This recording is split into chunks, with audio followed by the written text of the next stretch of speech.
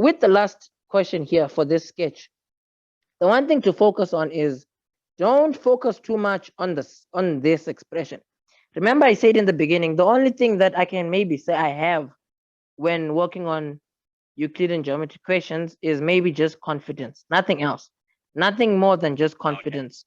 The reason I'm saying nothing more than just confidence is because I'm trying to give you the idea that you and I are probably all in the same boat, But then on my side, when I'll look at a Euclidean geometry question, I won't like just panic without, giving myself a chance to try it out. What I'm trying to say is it's not as though all the answers are in my head and I'm like just taking them out from there. No. There's nothing in my head, literally. I'm just looking at the sketch the same way you are, and we're just working out what we can work out. So the idea behind being confident with your Euclidean geometry questions, especially like something like this, don't judge this. Don't look at this and think, wait, how am I going to get a fraction? How we're going to get a minus sign? How we're going to get an equal to sign? Like, don't think about anything like that. That's not even what you want to worry about. What you want to do is, if you look at this expression, right, they want you to prove that the left here is equal to the right. What you need to do is, firstly, anytime you have proven similarity, this should be your big anchor here. This thing here should help you work out a lot of what they want you to work out. So if you have this expression, you can even redo what we just did now. You can even remove these ticks, and then you can just ask yourself, okay, from this, right, let's see how many of these we actually have in our expression here. Because at the end of the day, we're just going to choose 2, and then we're going to work with them from there. So here, let's see, there's AD here, right? Here, there's AD. There's an AD in our 3 fractions here. Here, there's EF, so there's EF there. Okay, fine. But then another thing, before we even carry on, okay, no, let's just carry on first, and then we'll work with things later. Here we have BC. There's no BC anywhere here.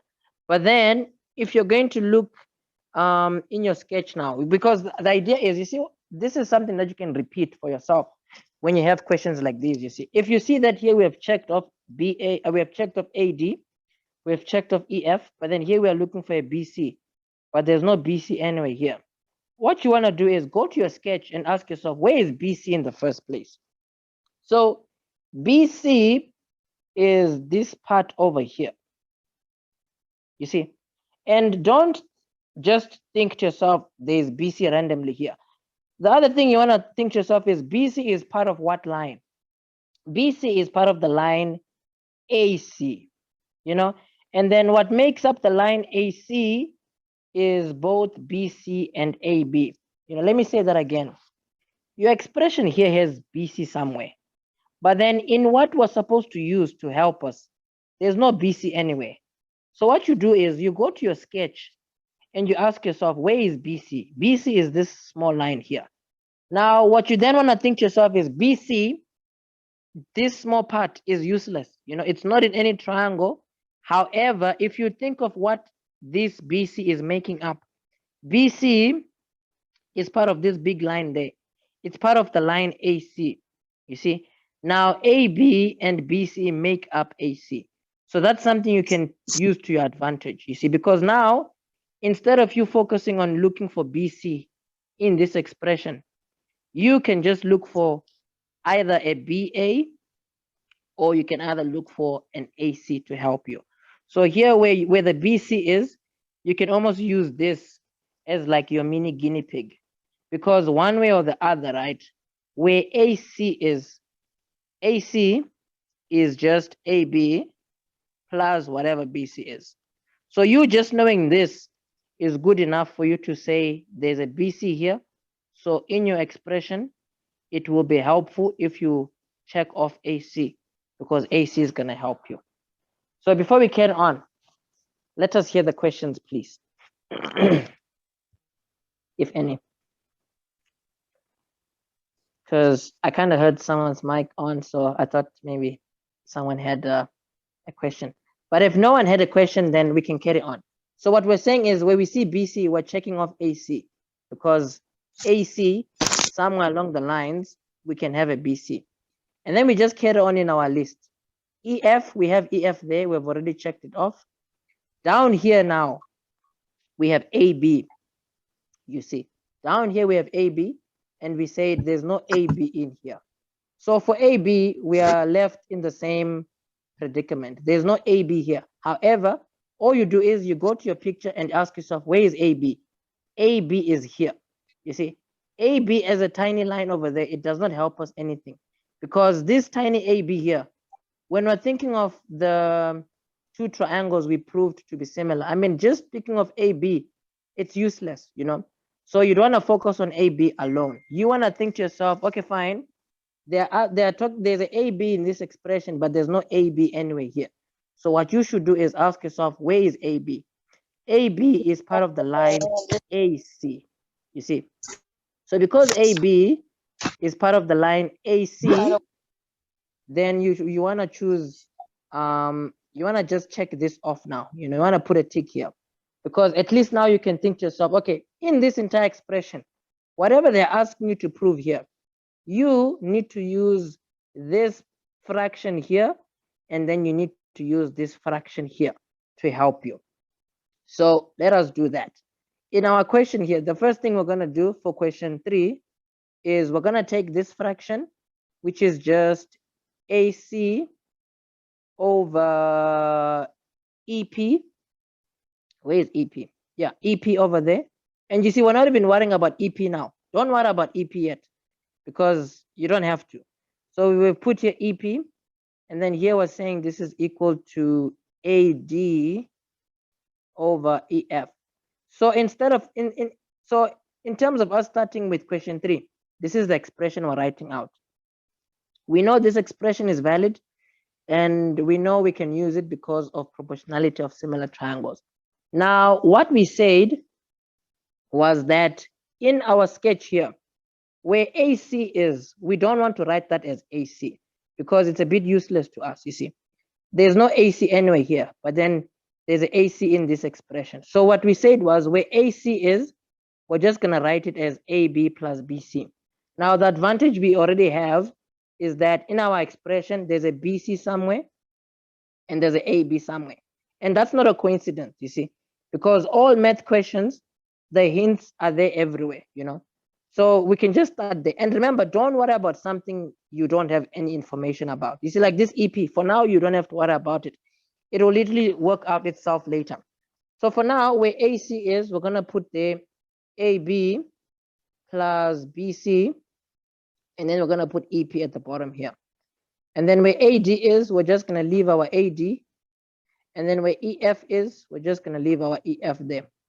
And then from here, we just need to work this out algebraically to end up with something like this. And you don't want to panic about it, you know. Don't even be stressing too much, like, wait a minute, how are we going to go from this to this? How are we going to go from this to this? You see, that's where you like start to lose your confidence, you see.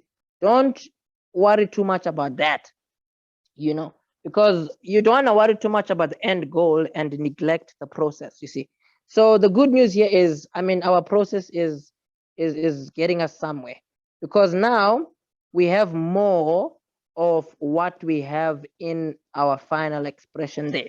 So because now we have more of what we have in our final expression, now we just want to eliminate what does not belong here. And it's easy for us to eliminate what does not belong here, because look, there's AB there, there's AB here. There is, oh, let's do it systematically. There's AD here in the expression we're trying to prove. There's an AD here in what we've written out. There's EF there, we have EF there. There's BC here, we have BC here. There's EF there, we have EF there. There's AB here, we have AB there. The only thing that's the missing link, or one thing that does not belong in our expression here, is EP. Because in the expression we're trying to prove, there's no EP anywhere. So because there's no EP anywhere in the expression we're trying to prove, but this is what we currently have in what we're writing down, all you do is you go to your sketch and look, the hints are literally everywhere, because EP is literally equal to what you call BP, and it is also equal to AB, you see. So if you want, wherever EP is, you could literally write it as BP if you wanted, because it's the same they have given us. Or you could literally write it as AB because they're also equal to each other, you see. So in your next step here, right, because you see that EP is nowhere in your expression, you can literally just replace it with anything that it is equal to. So logically speaking, I mean, it's easier if you just write EP as AB because EP and AB are equal to each other. It's literally given in your sketch. So you don't even have to do anything to replace this. You can just write it out. AB here at the top with your BC here. Logically speaking, it looks like it is easier for us to put what you may call AB at the bottom here. I mean, we'll see how this ends up at the end, but let's just put AB there. But the sad thing is, I'm thinking to myself, yo, now, if you put an AB down there, I'm like, how does this? But let's not worry too much about that, like we said, you know. Let's just carry on with what we can carry on with, and then just see where we end up. So the next side here, we have AD over there. That's okay. We can just put it AD over there. And then at the bottom here, we have EF. You see. So far, it looks as though we're low key in a better spot now, because I mean, whatever we're doing, it's not too mumble jumbled, you know, but it's not perfect either. But then before we do carry on with what it is that we're trying to work out now, are there any questions on what we have said and what we're saying before we carry on? Because yeah, I know I've been blabbing for quite some time. Is it me or this lesson keeps on freezing? Okay, well, how's the connection also, so that we can also see if I should, you know, do something. But luckily all this, remember, I'll be able to send you the link to the recording so that if you missed something specific, you are always able to go back to it. But I'll take this moment as like a mini recess so that I can get questions before carrying on. Levi, why do you take AC equals AB plus BC? Okay, so the reason why we replaced AC with AB plus BC is because in our proportionality expression, there's AC there. But then in what we're trying to prove, there is no AC over there. You see, so us having AC, it's not helping us. So what we can do is we can look at our image and we can see that AC is being made up by AB and BC, because AB plus BC makes up AC. So where AC is, we can easily replace it with AB plus BC, because at least now there's an AB over there in our expression that we're trying to prove, and there's also a BC. So that's a bit more hopeful for us to use instead of us just sticking to this AC over there. Do you see? Yes, it makes sense. Perfect. Well, the one thing that is a bit annoying with this question now is that we have two ABs, fine. And then now, I mean, like what the expression we're trying to prove, there's what? There's AD there minus EF, and then there's like BC times EF over AB. This is where, honestly speaking, Euclidean geometry gets like, I don't know, like super annoying and irritating.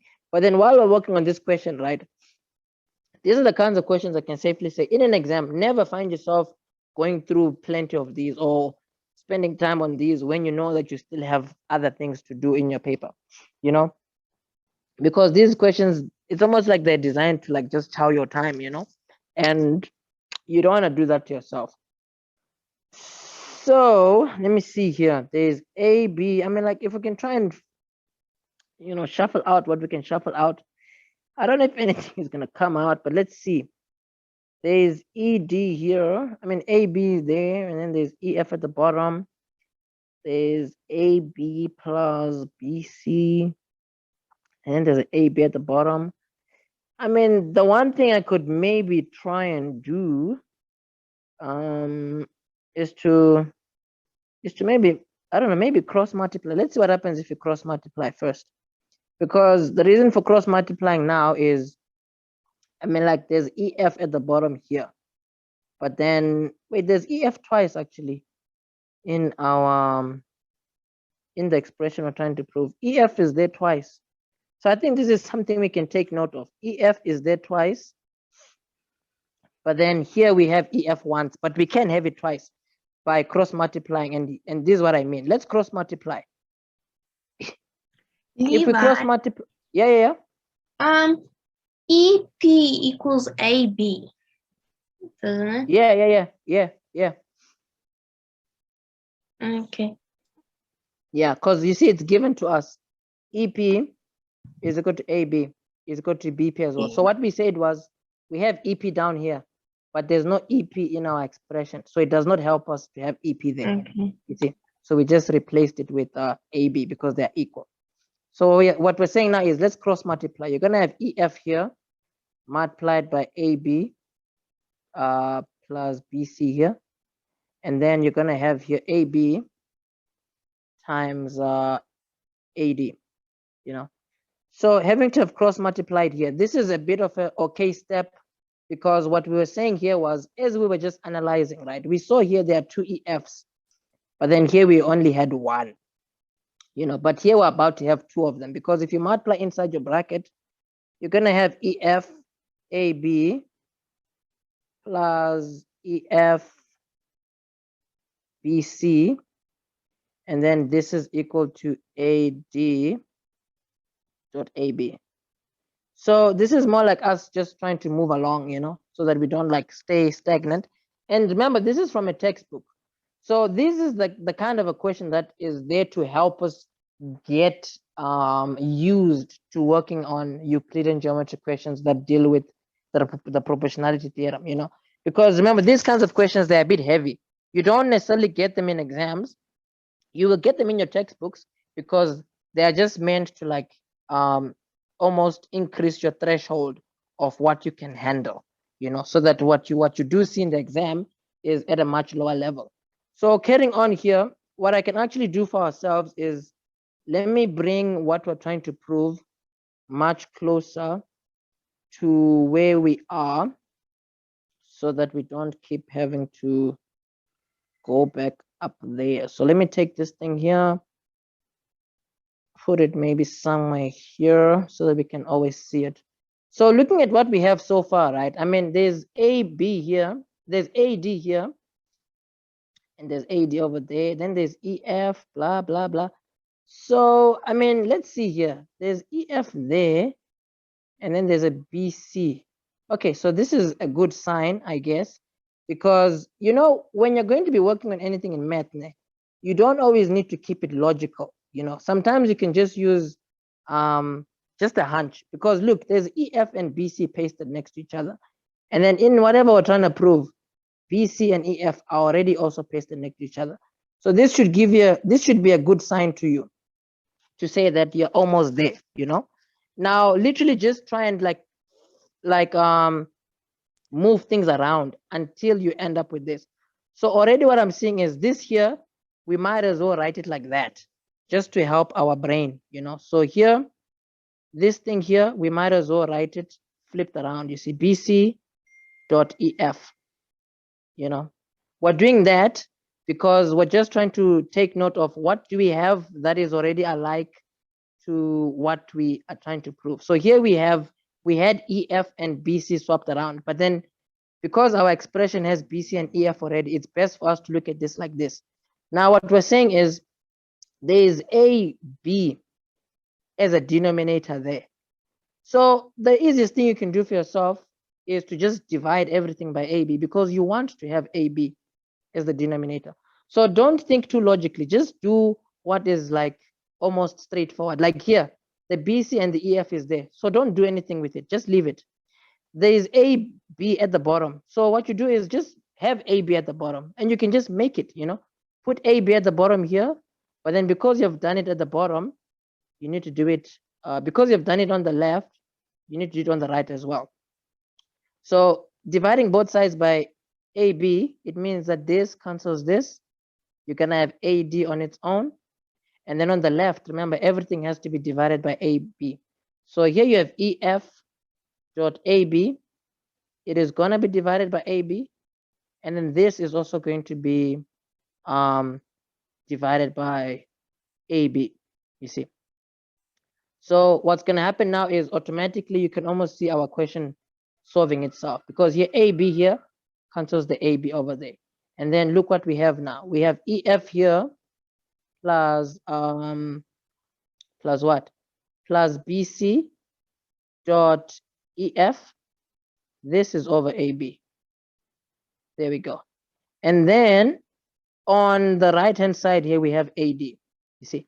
And then from here, if you look at what we are trying to prove, we're literally there now, because all we're trying to do now is the AD, we have to subtract EF. So we can do that by taking the EF to the other side. So if the EF goes to the other side, then we're practically done now, because here you can have BC dot EF. I should have put an E there. I put FF by mistake, so I'm just throw E there. There we go. So here we're saying that BF and EF over AB, this is going to stay on the left, and then the EF is going to go on the other side, which is going to be AD here minus the EF over there, you see, which is what they want us to prove. You see, you can even then write it out with these two sides swapped, so that you have it exactly like what they want. I mean, if you left it like this, that's still fine, but then we can always just go the extra mile, you know, and just flip it in the way that they want us to have it.